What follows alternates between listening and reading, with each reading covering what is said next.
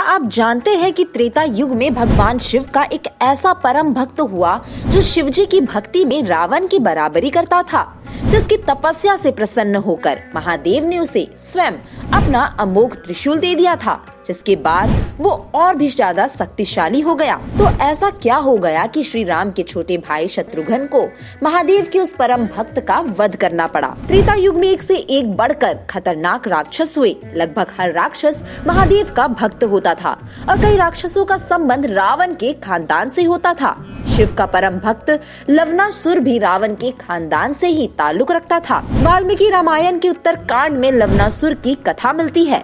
भयंकर असुर लवनासुर के पिता का नाम मधु था, जबकि उसकी माता राक्षसी वंश की कुंभिनी थी। कुंभिनी लंकापति रावण की सौतेली बहन थी। लवनासुर स्वभाव से रावण से भी अधिक उग्र और अहंकारी था।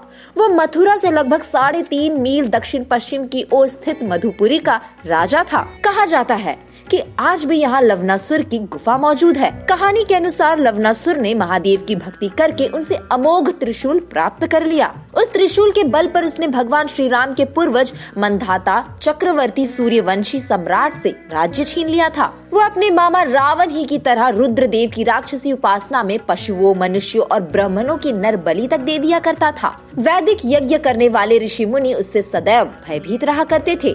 उससे त्रस्त देवताओं ने तब श्री राम से उसका वध करने की प्रार्थना की, जिसके चलते श्री राम ने अपने छोटे भाई शत्रुघ्न को लवनासुर का वध करने का आदेश दिया। कहा जाता है कि शत्रुघ्न युद्ध के लिए जाते समय महर्षि वाल्मीकि के आश्रम में भी रुके थे। शत्रुघ्न और लवनासुर के बीच कई दिनों तक भीषण युद्ध चला, जिसमें लवनासुर बुरी तरह हार गया। युद्ध का अंत होते ही वह मारा जा चुका था। वध करने के बाद शत्रुघ्न ने भगवान कृष्ण की नगरी मथुरा को नए सिरे से बसाया। तो दोस्तों, ये थी हमारी आज की कहानी। आपको कैसी लगी हमें कमेंट बॉक्स में जरूर बताएं।